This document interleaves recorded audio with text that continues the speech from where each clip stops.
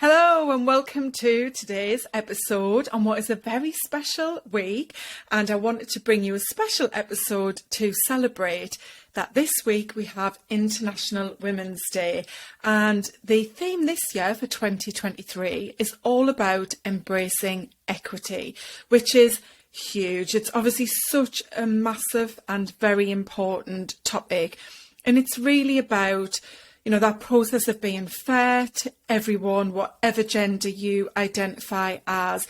And, this theme of embracing equity will help us to deliver the equality that events like International Women's Day are all about. So I thought this was a great link into an episode I've wanted to bring for a while to specifically talk about why it's so important for women to take better care of themselves, to understand what being healthy is about and why they should be bothered about their health. So I'm going to dive into lots today. I think it's going to be a pretty jam-packed episode. And I do have some stats that I'm going to use. If you're watching on YouTube, I've got the glasses on because I do have some notes. There's some very specific things I want to call out. So I need these on because at my age, the eyesight is rapidly declining. So, listen up, take on board some of what I'm saying, just be inspired by it, and let's celebrate, that this day has become a really big day in our kind of marketing, social media, global calendar of recognition for, women themselves, what women bring to society, to the world, and why we're still very much at a place where this day means a lot. It needs to have impact. And so I really hope with this episode, I'm going to do a little bit of that in helping with this very important and relevant cause and topic. So sit back or walk faster if you've got me in your AirPods as you're out on a walk, whatever it is you're doing, just take this half an hour or so for you and enjoy listening. So, where do we start with this? I thought I would read out this quote, which I got from the International Women's Day organisation's website. And it's something that is relevant for the day itself and what we're talking about, but very much as a part of what I help people to do through my coaching to feel better. And the quote reads, "Never doubt that a small group of thoughtful, committed citizens can change the world. Indeed, it is the only thing that ever has." And that quote's from Margaret Mead, who was an American cultural anthropologist and author and speaker. And it's really about community and the power of bringing people together and the impact that that can have. And what she's saying at the end there with, it is the only thing that ever has, is coming together is what's always driven change.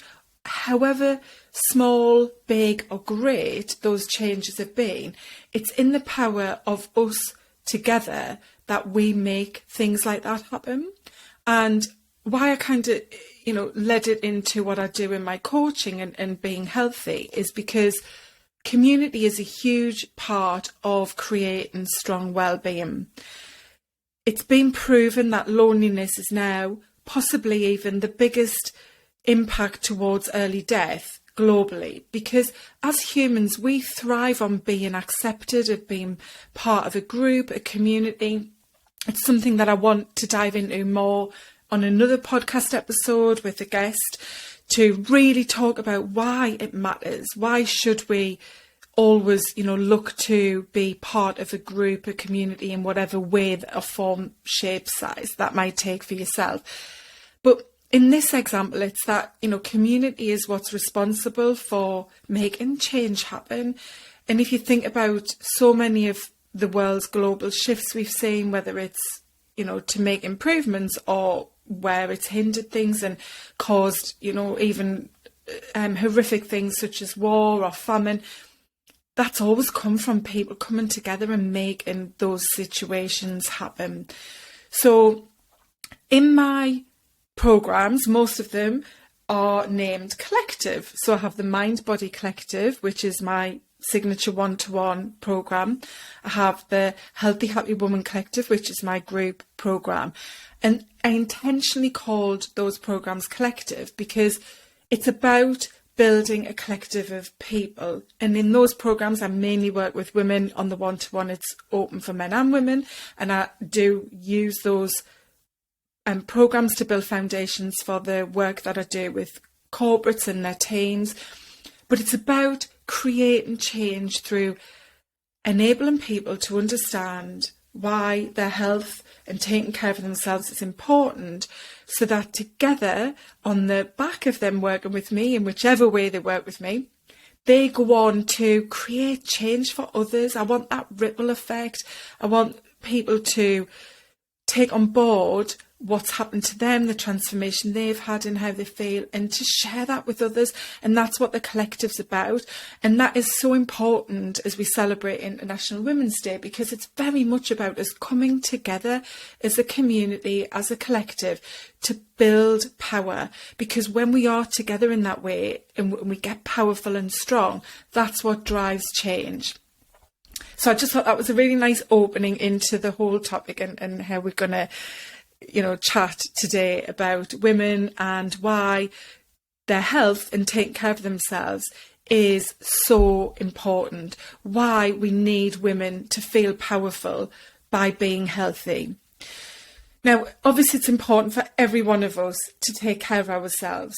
Whatever gender you identify as, you need to be investing in your health. We all want to live a great life. We all want a long life. We want a long life that's one which is mobile and we have our faculties for as long as possible, and where we have the freedom of choice to live how we want to live. So we all need to do this. But I'm just going to really hone in on women because of the celebration and link to International Women's Day, and explain a little bit about why specifically women. Why do we see, for example, so many coaches like me who specialises in women's health with things like, menopause and stress and anxiety and diet and weight and self-worth? Because women are struggling with so many of these issues. Men struggle with them too, but we're still disproportionately seeing a lot of health problems with women. And that's where I want to start. Because women have a huge risk to their health today, especially in the Western world. Now, do you know that here in the UK, heart disease is now the biggest killer of women? It's not breast cancer anymore, it's heart disease. And what we're seeing is that's mainly attributed from lifestyle factors. So things like poor diet, alcohol, stress, lack of sleep, smoking, not exercising and moving and having poor fitness. There's so many factors that play into why now heart disease is proposing a great risk to women. And there's so much more I could dive into. I'm not a scientist, I'm not a doctor. I have done lots of research into it because I'm very interested and I want to understand it for the work that I do and be able to support women in the right way. But I do know that we are going to start to hear a lot more about this, and there's a lot of pressure to do more research into how we can identify, because finding these problems in the first instance is a challenge, how we can find ways to better deal with these problems. And a big part of that is upstream. It's the things that you're doing every day in your life that are contributing to these big health risks that we've got. Now, as well as heart disease, there's very big risks such as Alzheimer's and dementia. And again, they're all linked to these same kind of lifestyle factors. Another reason why it's so important for women to take care of themselves and their health is because women now make up, in the UK, 51% of the workforce. And the age that everyone is working to has increased. If you look back even 20 years ago, the age that most people were leaving the workforce was mid to late 50s, potentially early 60s for men. But now, like for myself, and I know it's definitely going to go up, I'm expected to work before a pensionable age of up to about 67, and I'm pretty sure that's going to continue to rise, as I say, before I reach that age.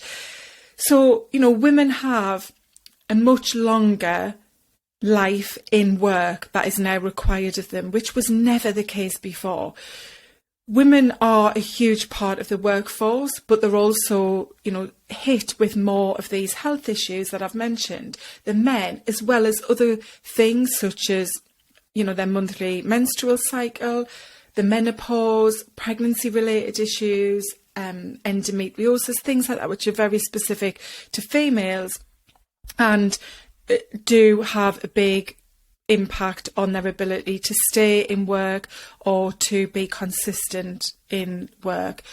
And then what we also see is that women, more than men, suffer with mental health challenges and illnesses. So when you look at young women, for example, 26% of young women are at risk of experiencing a common mental health disorder, as opposed to only 9% of men. So, that doesn't downplay what men are going through and experiencing at all, but it's just calling out why there is a lot of focus on driving improvements in how women take care of themselves and manage their health. Now, we know there's so many other things that affect women more than men, and the employment opportunities, the gender pay gap and inequality in leadership roles and positions of authority is a huge one. And I found this, which I thought was really interesting, that I wanted to share with you. It's from the United States, and it says that there are fewer women in leadership positions than there are men named John. Yes, that's correct. So there are more Johns in the US in leadership positions than there are women in total in leadership positions, which is just astounding, really. And a 2018 Women in Workplace report cited that only 38% of management positions are held by women. And we know that those who break through the glass ceiling, we've seen this in some quite high profile women over the past few weeks, they often leave those senior positions because of the pressure of balancing their home, their family, their personal life alongside their career. And we've seen how these women have been called out in the press and the media as though it's, something to kind of mock or proves why women shouldn't be in those positions. So one other stat that I had, which I thought was really interesting, was that at the moment, the Global Gender Pay Gap reports that as we stand with the disparities between men and women and their earnings, it's going to take a further 135.6 years to achieve equality between men and women globally. I mean, that's 2 generations worth of humans being born before there's equality in pay. And we also see, so many other challenges for women. I mentioned not being represented, in the health system. So a lot of research is done only on men, and that includes clinical and drug trials and all of the medical research that goes on. We know women are still the primary caregivers, whether it's in their own immediate family or for extended family like their parents.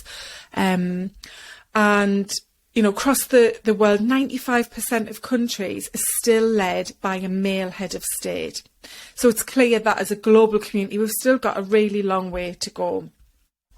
And then we see other challenges, such as women still being forced into arranged marriages, taking on a lot more of the domestic work than men, but self-harm is a really topical and concerning growth area that we see 1 in 10 women having self-harmed because of their body image. So, there's other reasons for self-harming, but body image is a huge factor that affects so many women and their mental health and can result in things like self-harm.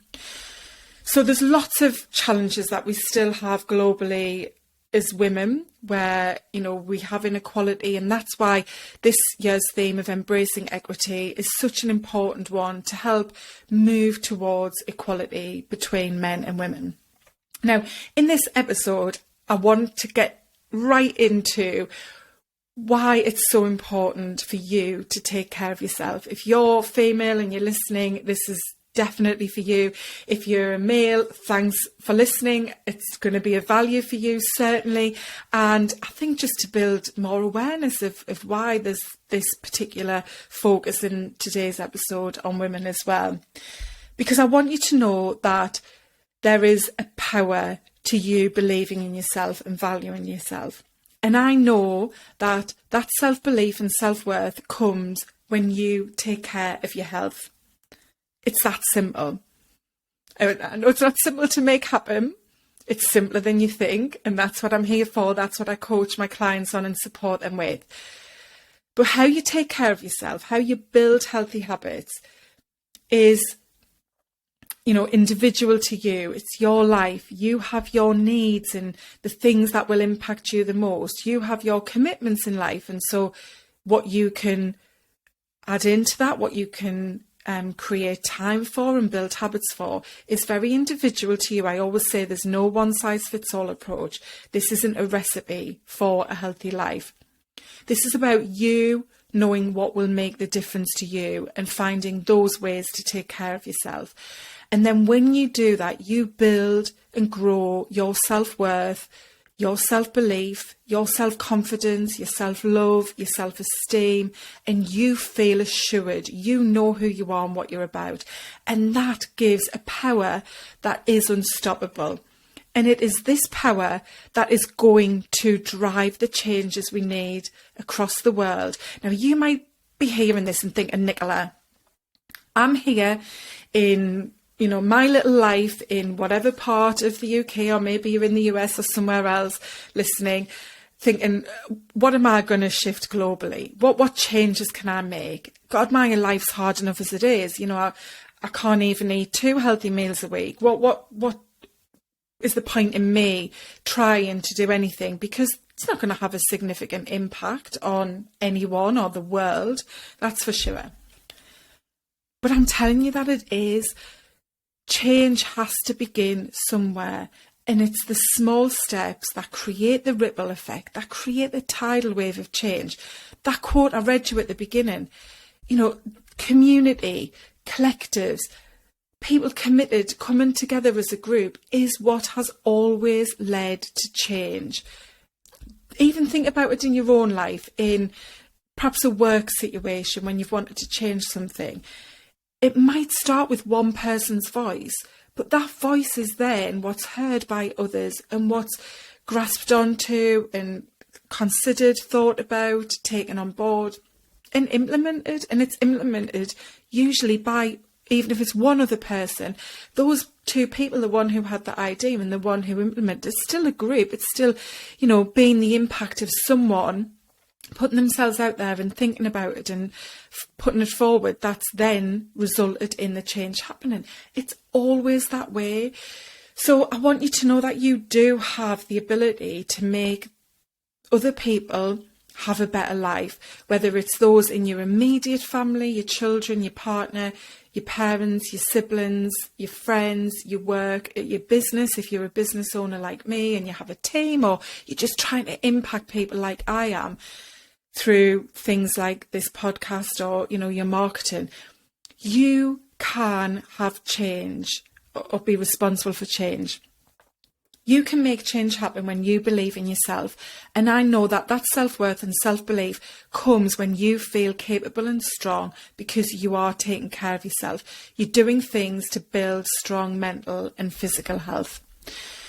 Now, those healthy habits that you can put in place that lead to these amazing feelings will help you to feel confident. And when you're confident, that's when you get empowered to try new things, to be willing to take steps and take different actions to what you would normally, and to not feel the fear that probably is holding you back right now. You think, all right, if I fail, but I'm not going to know unless I try. Maybe this is the best thing that could happen. Maybe it might work out and then I might achieve X, Y, Z. So that belief comes because you're doing things that build a strong health and well-being. And those things, of course, include my foundations in my wellness framework of mindset, movement, nutrition, sleep and stress. Because I know that when you build those solid 5 foundational things as part of just who you are through your habits and daily routines, you build that self-worth and self-belief, and the confidence comes and the empowerment follows. You are willing to do things to create and live a great life. You know, you believe in yourself, and that self-belief should never be underestimated. You know, when you look at great leaders and athletes or CEOs, whoever they might be in the world or in our past who are no longer with us, those kinds of people have believed in themselves and they've put themselves out there, they've pushed themselves, they've trained every day for the marathon they wanted to win, or the 100-metre gold medal at the Olympics that they wanted to grab. They've applied themselves because they believe themselves, and that strength of belief has to be built. It's, you know, can be stronger in some of us than it is in others, but we're not born believing, we're not born being confident. They come through our life journey, through the events, the things that happen, the way we're raised, then through the intentional things you do in your life, like how you take care of yourself in mind, body and spirit. So I want you to know that you matter, that, you know, when you think about the life you want and you doubt whether you can create and have that life, and you keep putting off doing anything to even try and make it happen, you need to reset your mind into believing that you are worth it. And again, all of these things that we can form in how we believe and value and love ourselves, they all come through the actions we take, the habits we have.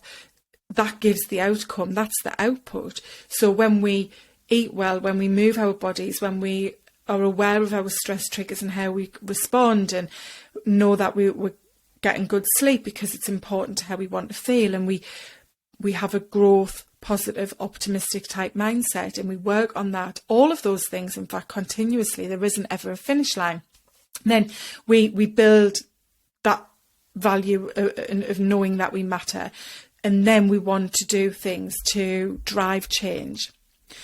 And I always talk about the ripple effects being huge. When we take these small steps, we might not see any instant change, we might not feel anything different. You know, if you go out for one short run, for example, you're not suddenly going to feel fit, you're not suddenly going to have lost pounds, you're not suddenly going to have a toned body and have built muscle. That comes through repetition and consistency and making it a habit. And over time, we get the rewards, the output of those habits. But the ripple effects start faster. We might not see or be able, you know, the impact of running and be able to run a marathon for some time, but we will start to feel stronger and have greater self-belief because we're getting out there, we're running, we're training towards it, we know we're making progress. And that's the same in whatever change and thing you want to do in your life. Now, all of this is so relevant for International Women's Day because women need to feel that they have the capability to change. And we know that so many women lack self-belief and self-worth. They doubt their ability. And we see that in all of those statistics I read out earlier about the number of women in leadership roles and, you know, the number of women who are in state positions across the world. Think about female role models. Who would you pull now, literally, without giving it too much thought, out of your head as a female role model you know and look up to? It's hard, isn't it? Because there are so few women in those kinds of positions and roles. So we need women to take care of their health, to start to feel stronger, to feel capable and in control and resilient, and know that they can make some of these changes in their own life happen and start to take steps towards that, because then those steps they take have those ripple effects. It shows other women that they too might be able to live like that. It shows the younger generation, and this is key, It shows those girls today what their tomorrow could look like. It sets the example of you being someone who values themselves, values their worth, values their life, and wants to live a bloody great life. And they want that for themselves too. That's been a big part of my story and journey. I want to help the younger generation of females to know that they can live the life they want, that by valuing themselves and taking care of themselves, they will feel happy. I want them to know that being happy doesn't come about conforming to looking a certain way. It doesn't come from the number of followers you have on your Instagram or TikTok account. It doesn't come from doing a specific job. It doesn't come because you have so much money in the bank. It comes because you are in control of your life, and you get in control by being intentional about the way you live. You do things to build a strong mind and body, like eating well, moving your body, being part of a community, building positive relationships, developing your mind, having interests and passion in things, knowing what your purpose is. And for me, my daughter has been a big part of that. So when I navigated the loss and grief of losing my mum 3.5 years ago, she saw what that looked like. Then there was the pandemic, which we all went through. During that time, I broke my wrist and had to have surgery to put a metal plate in. I lost my job, a 20-year career where I was the family breadwinner and could have previously, before the redundancy was announced, literally thought of no other bigger nightmare than being, out of work and not having the income to pay our bills. She saw me go through that. She then saw me decide to set up a business and not go back into paid employment. And more recently, she's gone through our family changing in a big way when her and her dad split. I can't say that properly. Me and her dad split up and divorced. But through all of that, she's seen that I could keep going. And yes, there have been many times where I've broken down and she's seen me cry and she's heard me shout. But what she's seen is that I'm resilient. She's seen that I've been able to move forward. I've been able to take steps to keep going and to come back stronger, because I definitely feel that through most of those things, if not all of them, I am stronger on the other side. And it's been important that she's witnessed that. She's seen life does throw things at you. Life isn't perfect for anyone. Some of us have more hurdles and obstacles in our path than others. Sometimes there's no rhyme or reason for that. But she's seen that things get thrown in your path and can throw you off course, and it will affect you emotionally, but that you can continue to live, not just survive and exist, but to live and to keep going and to actually feel good and learn from it. And I've been able to navigate all of those obstacles because of the way I take care of myself, because I already had good mental health. When I lost my mum, it floored me, and I grieved, and the grief got harder for at least 6 months following her death. It was bloody tough. But because of the things that I already had in my life, those healthy habits that helped me to know I was living the way I wanted to live, that I was the person I wanted to be, that I was someone who enjoyed taking care of their body through movement, someone that enjoyed taking care of their mental health through, at that point, reading and learning and listening to podcasts.